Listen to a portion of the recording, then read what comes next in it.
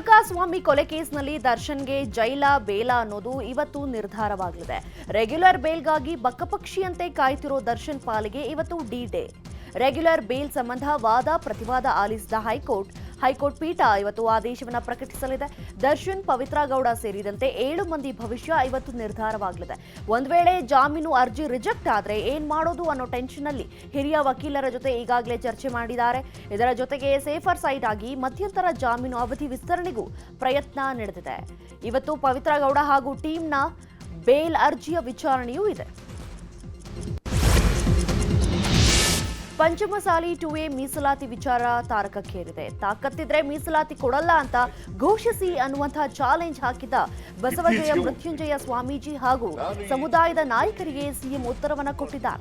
ವಿಧಾನ ಪರಿಷತ್ನಲ್ಲಿ ಉತ್ತರ ಕೊಟ್ಟ ಮುಖ್ಯಮಂತ್ರಿ ಸಿದ್ದರಾಮಯ್ಯ ಸಂವಿಧಾನಕ್ಕೆ ವಿರುದ್ಧವಾಗಿ ಯಾವುದೇ ಕಾರಣಕ್ಕೂ ಮೀಸಲಾತಿ ಕೊಡಲು ಸಾಧ್ಯವಿಲ್ಲ ಅಂತ ಘೋಷಣೆ ಮಾಡಿದ್ದಾರೆ. 2002ರಿಂದ ಈ ಚಳುವಳಿಗಳು ಯಾವುವು ಇರಲಿಲ್ಲ. ಇತ್ತೀಚೆಗೆ ಹುಟ್ಟುಕೊಂಡಿದ್ದಾವೆ. ಆಯ್ತು, ಇತ್ತೀಚೆಗೆ ಅಂತ ಹೇಳ್ತೀನಿ ನಾನು.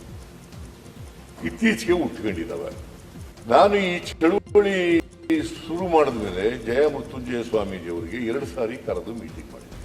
ಅವ್ರಿಗೆ ಹೇಳಿದ್ದೀನಿ, ಸ್ಪಷ್ಟವಾಗಿ ಹೇಳಿದ್ದೀನಿ, ನೋಡಿ, ಹಿಂದಿನ ಸರ್ಕಾರದವರು ಮಾಡಿರೋದು ಸಂವಿಧಾನಬದ್ಧ ಅಲ್ಲ, ಆಗ ನೀವು ಸುಮ್ಮನೆ ಇದ್ರಿ, ಈಗ ಮಾಡ್ತಾ ಇರೋದು ಸರಿ ಇಲ್ಲ. 27/3/2023 ಹಿಂದಿನ ಸರ್ಕಾರದವರು ಒಂದು ತೀರ್ಮಾನ ಮಾಡಿದ್ರು. ಏನಂತ ಮಾಡ್ತು? ಅವರು 2A ಅಂತ ಮಾಡಲಿಲ್ಲ. 2A ಕೇಳದ್ದು, ಇವರು ಒತ್ತಾಯ ಮಾಡದ್ದು 2C ಮತ್ತು 2D.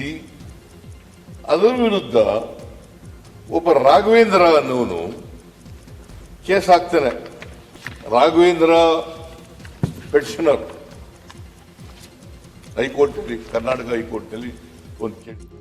ಪಂಚಮಸಾಲಿ ಮೀಸಲಾತಿ ಕೊಡಲು ಆಗಲ್ಲ ಅಂತ ಸಿಎಂ ಘೋಷಣೆ ಮಾಡುತ್ತಿದ್ದ ಹಾಗೆ ಪರಿಷತ್ನಲ್ಲೇ ಬಿಜೆಪಿಯವರು ಧರಣಿಗೆ ಕೂತರು. ಸದನದ ಬಾವಿಗಿಳಿದ್ರು. ಸರ್ಕಾರದ ವಿರುದ್ಧ ಧಿಕ್ಕಾರ ಕೂಗಿದ್ರು. ಪ್ರತಿಭಟನೆ ತೀವ್ರವಾಗ್ತಿದ್ದ ಹಾಗೆ ಸ್ಪೀಕರ್ ಸದನವನ್ನ ಮುಂದೂಡಿಸಿದರು.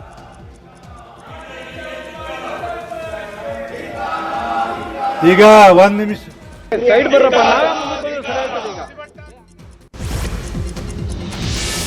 ಪಂಚಮಸಾಲಿಯ 2A ಮೀಸಲಾತಿ ಹಕ್ಕೊತ್ತಾಯ ಸಂವಿಧಾನದ ವಿರೋಧಿ ಅಂತ ಸಿಎಂ ಹೇಳಿಕೆಗೆ ಯತ್ನಾಳ್ ಖಂಡನೆ ವ್ಯಕ್ತಪಡಿಸಿದ್ದಾರೆ. ನಿನ್ನೆ ವಿಧಾನಸಭೆಯಲ್ಲಿ ಮಾತನಾಡಿದ ಅವರು, ಯಾಕೆ ಸಿಎಂಗೆ ಹಿಂದೂಗಳು ಅಂದ್ರೆ ದ್ವೇಷ, ಒಕ್ಕಲಿಗರು OBC ಅಂದ್ರೆ ದ್ವೇಷ ಯಾಕೆ, ಸಿಎಂ ಒಂದೇ ಸಮುದಾಯದ ಓಲೈಕೆ ಮಾಡ್ತಾರೆ ಅಂದ್ರು. ಇದೇ ವೇಳೆ ಯತ್ನಾಳ್ ಮಾತಿಗೆ ತಾಳ್ಮೆ ಕಳೆದುಕೊಂಡು ರೊಚ್ಚಿಗೆದ್ದ ಸಚಿವ ಸಂತೋಷ್ ಲಾಡ್, ಬಾಯಿಗೆ ಬಂದಂತೆ ಮಾತನಾಡ್ತೀಯ, ಮಾತಿನ ಮೇಲೆ ಹಿಡಿತವಿರಬೇಕು ಅಂತ ಗರಂ ಆದ್ರು.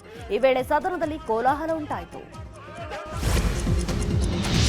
ಪಂಚಮಸಾಲಿ ಹೋರಾಟಗಾರರ ಮೇಲೆ ಲಾಠಿ ಚಾರ್ಜ್ ವಿಚಾರವಾಗಿ ವಿಧಾನಸಭೆಯಲ್ಲಿ ಮಾತನಾಡಿದ ಗೃಹ ಸಚಿವ ಡಾಕ್ಟರ್ ಜಿ ಪರಮೇಶ್ವರ್, ಪೊಲೀಸರು ಸ್ವಾಮೀಜಿಗಳನ್ನ ಮುಟ್ಟೋದಿಲ್ಲ ಅಂತ ಎಲ್ಲರೂ ಮುನ್ನುಗ್ಗಿದ್ರು, ಕಲ್ಲು ಹೊಡೆದು ಚಪ್ಪಲಿ ಎಸೆದ್ರು.